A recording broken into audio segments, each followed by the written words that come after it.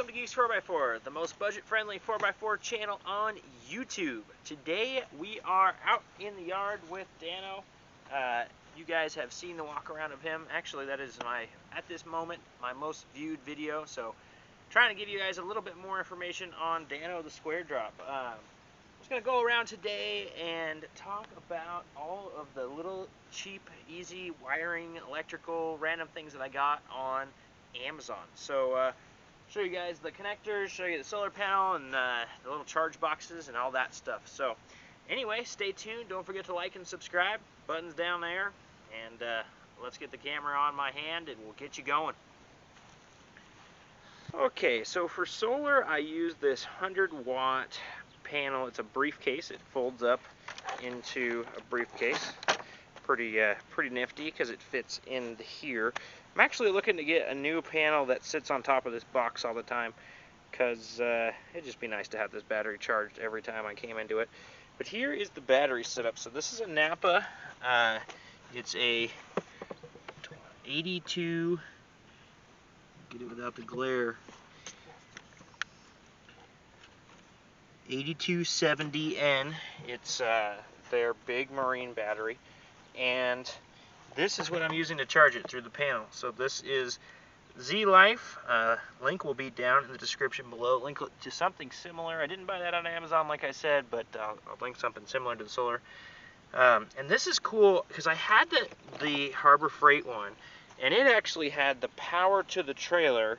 So these main leads that go to my whole power system were run through the controller. And the controller went bad, and I had to rewire the whole thing. And so I was like, you know what? I want something that is standalone that can just charge it and not worry about it. So this is really good. I think it was like 15 bucks. The thing's dirt cheap. So yeah, I'm going to put a link down to that. So Napa for the battery, Amazon link down below for this charger, and a similar solar panel. I might even link one that I'm thinking about getting. What I'd like to do is have a panel that fits right on top of the toolbox I have the battery in, so that it's always going to get a charge, just a little bit of a trickle. So anyway, pop around to the back here. So I've got my main switch in here. Turn that on. The battery's very dead, so we'll see if it hangs with the solar. And then this fuse panel. And so I'm going to find a fuse panel like that on Amazon. And you have to link all the bottoms together. You can see the loops into them. And then I have a main, so my power from the battery goes straight to that switch. And then it turns that power on and off. That switch is just a 2-pole. And then from that switch it goes straight into this box. And so everything that I have is run on that box and then up to this switch panel. And there's a little RV switch panel. Again, link will be down below. Easy peasy on that. Then up to here, this is my favorite piece as I bump my mic into the ceiling. But you can see it bouncing all over the place because it's literally charging. It was so dead it wouldn't turn on until I plugged the solar panel in. And this is a great little panel because it's got USB in it, it's got 12 volt, and it has my meter. So I can always see where my voltage is at, and yeah, it's pretty nice. So there's what you're looking at wiring wise for the thing. And yeah, we painted it after we did the wires. But that's the jumpers from pole to pole, and then all these are the outs that go to a new thing. So it's you know, it's not the most hidden, and I'm sure some of you guys would do better, but I like that I can service it when I want to service it if I ever have to mess with it. It's all easy. I don't have to tear the whole trailer apart. For exterior lights, I wasn't even going to say anything about it because it hasn't been the best, but I have this strip right here that is green, and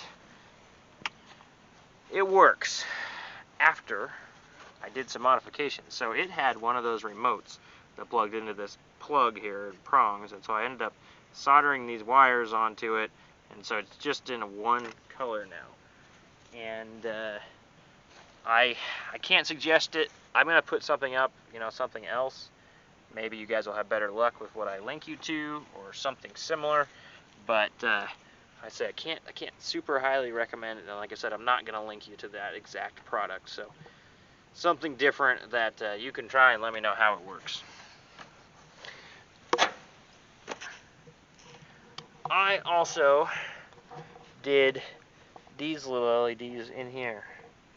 So see if you can see them when I flip them on. Yep, there we go.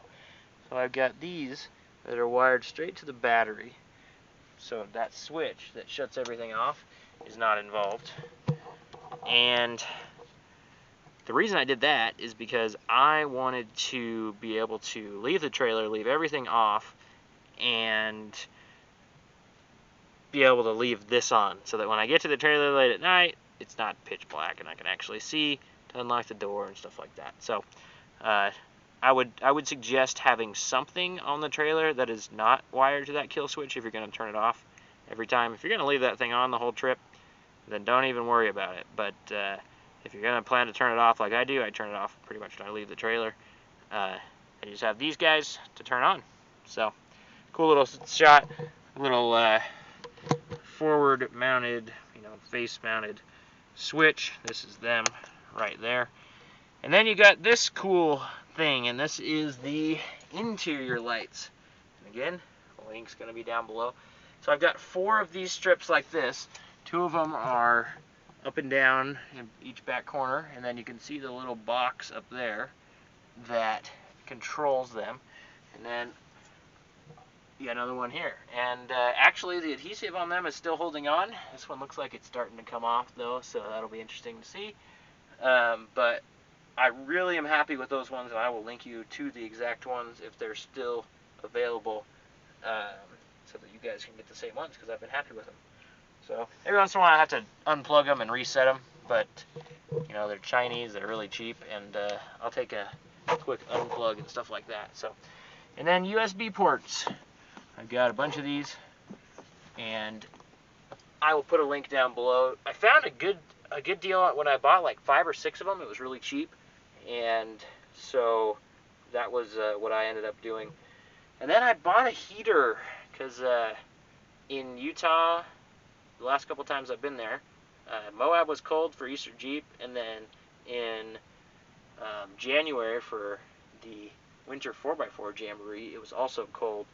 And so I bought an AutoZone $20 heater. I'll link you to a very similar thing. And it actually had a mount, and so I decided to mount it up because I started using it. So it's got a fan in it too, but it doesn't actually move the air very well. So I have this other easy accessory fan. Again, dirt cheap. I will link it down below as well. So yeah, I just wanted to pop around and show you guys the quick, easy, cheap products that I use in this trailer. I think I have, I don't know, $1,000, maybe $1,500 in this trailer, because I bought it for really cheap. I found a great deal, and I finished the whole inside myself. And so, you can do this for cheap. It's not about who has the most money. It's about who's out there camping, and want to see you out there camping.